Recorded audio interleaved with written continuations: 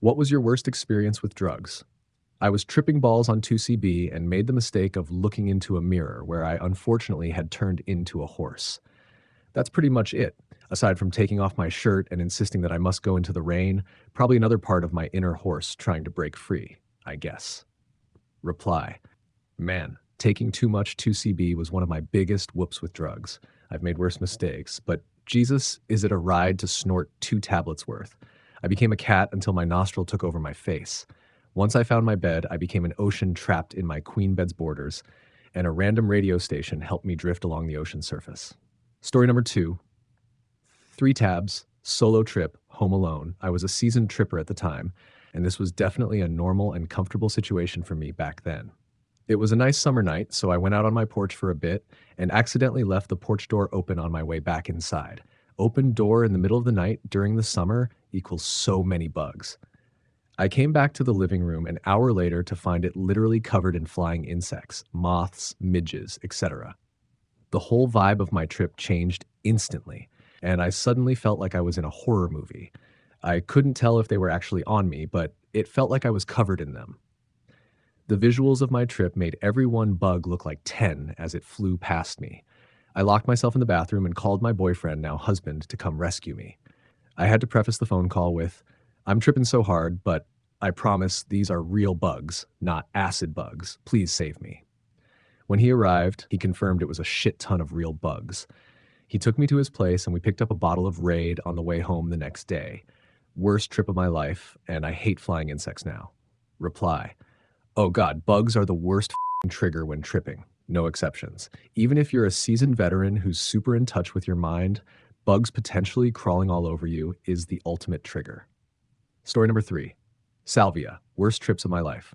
I've taken my fair share of hallucinogens before, but salvia is the only one where I actually lost my sense of reality and couldn't tell what was real or even remember that I was tripping. I tried it twice, stupidly, hoping the second time would be better, but it was not. The first time it felt like hooks came out of the wall, sank into me, and started pulling me into another world. The second time, I was lying on a futon, and it felt like it started rolling up like a carpet with me in it, while voices laughed at me. The trips were short, thankfully, but incredibly awful. 0-10, do not recommend. Reply. I honestly can't tell you that I've heard someone say they had a good time on salvia, which is why I will never try it. Another reply. I had a very interesting waking dream trip chewing salvia and dropping some extract under my tongue. I saw South Park style paper cutout lobsters crawl up the side of my bed and kind of just walk around on my chest. I was laying in bed, bright moonlight night near a window. I couldn't move or didn't want to. Maybe it was an eyes open dream. Anyhow, it was pretty cool. Smoking it, I had an intense out of body experience. I was smoking it hard because everyone said you have to do it fast. And IRC, it's bitter, so you want to get it over with. Anyway, I started to space out a little bit and thought I was hyperventilating from hitting it hard. I stopped, decided it wasn't working, and then realized I was tripping balls. I was in my garage with a bunch of shadows and one direct light source. I started walking on a beam of light, tripped, staggered off the beam into a shadow. I felt like I came to. I turned around to walk to the door. No memory of walking. I grabbed the handle, looked back for some reason, and I saw myself staring back at me. I froze, got confused, and didn't know which one I was or where I was actually standing for what felt like a very long time. It freaked me out, but it was ultimately worth the novel experience. Story number 4. I was in college at a small rave-type club in the late 90s. I was on ecstasy and got really emotional about my shitty childhood. For some reason, I thought it was a good idea to tell my crush, who was just trying to have a good time.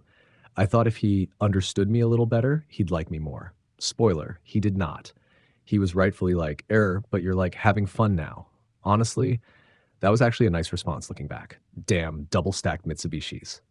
Story number 5. I was at a housewarming party for a friend. I was snacking along and ate 6 brownies that the neighbor made. I was starting to get a little loopy when I sat down. I went back to wandering about the house and someone tickled me. I fell on my ass and the world turned to sand and started falling apart. Time was twice as long as it should have been because my eyes open and my eyes closed were 2 different worlds.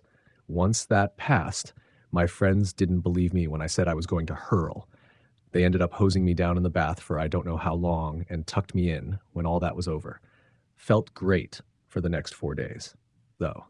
Story number 6. I had 4 roommates named Philip, Glory, Pinches, and Marcello. Philip had no previous history of mental illness and had been living with us for a while without any problems until he started taking Lexapro. At 3:30 a.m., Philip tried to enter Glory's bedroom uninvited, but it was locked.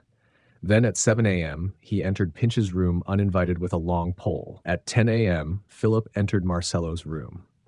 Marcello yelled at him to get out. Philip left but returned with his long pole.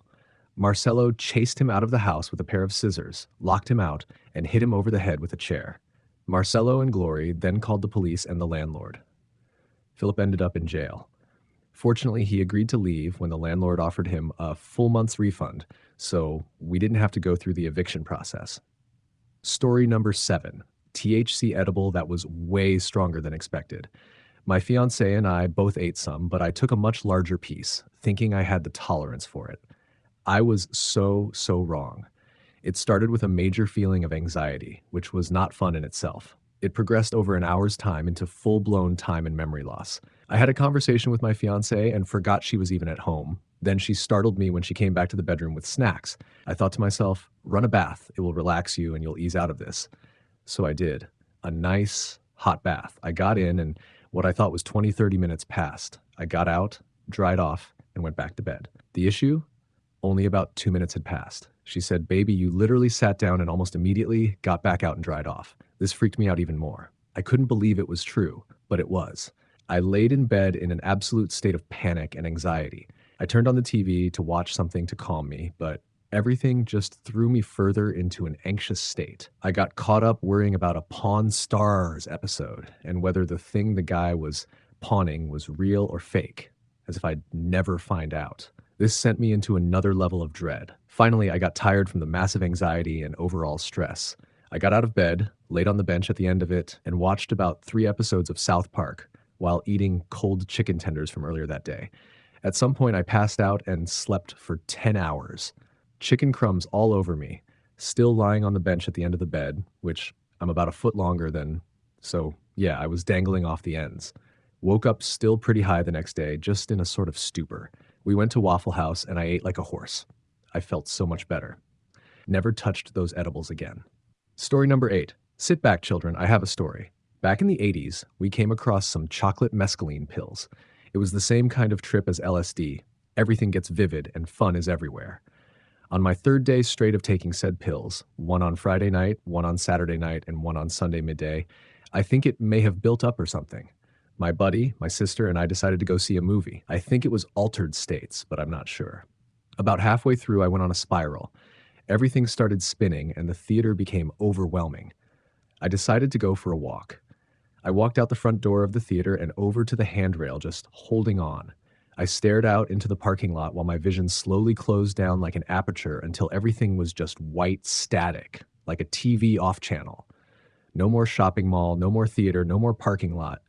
Just me, holding on for my life, staring straight forward at nothingness. Eventually, my sister got worried. She came out, touched my shoulder, and asked if I was okay.